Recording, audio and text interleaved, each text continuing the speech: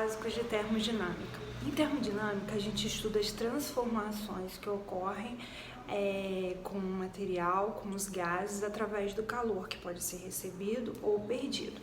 Então, por exemplo, uma máquina térmica, ela pega o calor e transforma em trabalho. E como a energia interna das moléculas, nós já estudamos gases, né? Energia cinética, de movimento, de rotação, de translação, de choque entre as moléculas, é a energia interna daquele gás, todas as energias somadas, que é o U. A energia interna, então, está relacionada com a temperatura. Maior temperatura, maior energia interna, né? Mais agitação molecular. Então, se o material aumenta a temperatura, a variação de temperatura é positiva, a sua variação de energia interna também é positiva. Se o material perde, né? Diminui a temperatura, não perde, diminui a temperatura, a sua variação de energia interna vai ser negativa, porque vai diminuir também. E quando não houver variação de temperatura, ou seja, houve uma transformação isotérmica, a variação de energia interna também vai ser zero. Para a gente calcular a energia interna, vai ser U é igual a 3 meios de nRT. E trabalho? Trabalho já é função do volume do gás. Trabalho mecânico precisa de movimento, lembra? Mecânico é força vezes deslocamento. Sem deslocamento não há trabalho mecânico. Aqui precisa haver variação de volume. Um gás ele pode se expandir, o volume aumentar. Houve um trabalho positivo do gás sobre o meio externo. O gás pode diminuir o volume, né? Ele pode sofrer uma compressão. O meio externo está executando um trabalho sobre ele. Então, o trabalho vai ser negativo. E quando é que o trabalho é zero? Quando não houver variação de volume, a transformação for isovolumétrica, né? ΔV igual a zero, trabalho igual a zero, trabalho termodinâmico. Então, a fórmula para achar trabalho vai ser P, que é pressão, vezes ΔV, que é variação do volume. E o calor? Calor também, se o material recebe calor, calor positivo. Se ele perde calor, a variação de calor é negativa. E quando o processo é adiabático, não há trocas de calor, né? É um processo tão rápido que não houve tempo de ganhar e nem perder calor. A gente diz que o processo é adiabático e a variação do calor, a quantidade de calor, é zero. Para achar o calor lá na termologia, na calorimetria, que MC delta θ. E a primeira lei da termodinâmica engloba essas três grandezas. Primeira lei da termodinâmica. Variação da energia interna vai ser igual a calor menos o trabalho.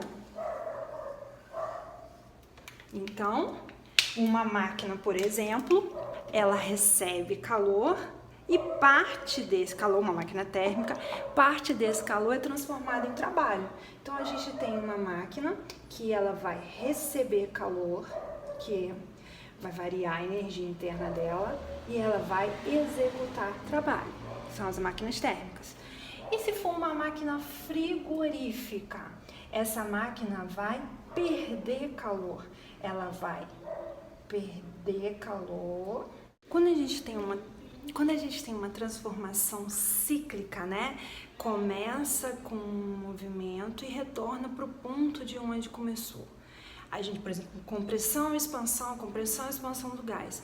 Em toda transformação cíclica, a gente diz que a variação da energia interna foi zero. Se a variação da energia interna for zero, isso quer dizer que a quantidade de calor vai ser igual ao trabalho executado. Se for uma máquina térmica, esse ciclo é no sentido horário, pressão versus volume, vai havendo variações no sentido horário. A gente sabe que a máquina, então, recebeu calor e transformou. Na segunda lei, a gente vai ver que a parte desse calor virou trabalho, uma outra parte foi perdida. Já no ciclo anti-horário, a máquina está voltando, a gente vai ter o quê? executando um trabalho sobre a máquina, no caso agora ela é frigorífica, e ela está perdendo calor. É o caso da geladeira, por exemplo, o motor realiza um trabalho, né, simplificadamente, e aquela máquina perde calor. Então, o calor vai ser igual ao trabalho executado na primeira lei, numa transformação cíclica. A segunda lei da termodinâmica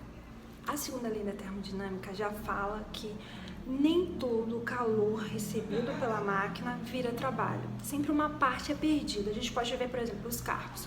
Parte do calor gerado por uma explosão do motor vira movimento. Outra parte sai no cano de descarga, que é perdida, das chaminés, das fábricas e tal. Ou, por exemplo, a Maria Fumaça, o que sai na chaminé, calor perdido. Então, parte sempre é perdido para o ambiente. Como que a gente calcula, então? A segunda lei diz o quê? Nenhuma máquina térmica transforma 100% do calor recebido em trabalho, ou toda máquina térmica sempre perde uma parte do calor para o ambiente, nem todo o calor recebido vira trabalho. Essa é a segunda lei. Matematicamente, trabalho, então, vai ser a quantidade de calor 1, ou seja, o calor recebido, menos o calor que foi perdido. Se nem tudo vira trabalho, é o que? O calor que foi recebido, uma parte virou trabalho e outra parte foi perdido para onde? Para a fonte fria. Então, a máquina, lembra que é uma transformação cíclica, ΔU igual a 0. Ela recebe calor Q1 da fonte quente, vira trabalho, e uma parte vira Q2, que é o calor perdido. Então, o trabalho vai ser calor recebido menos o calor perdido. E eu posso calcular o rendimento dessa máquina. Nunca vai ser 100%, segundo, a segunda lei da termodinâmica. O trabalho dividido pela quantidade de calor recebido vai me dar o rendimento dessa máquina. Também posso fazer por porcentagem. 1 menos Q2 menos Q1 vai ser o trabalho, que sempre vai dar 0, alguma coisa, eu multiplico por 100 e eu vou ter sempre menos que 100%, que nenhuma máquina opera com 100% de rendimento. E o ciclo de Carnot? Ao invés de colocar calor da fonte quente e fonte fria, vai ser as temperaturas, o valor das temperaturas em Kelvin.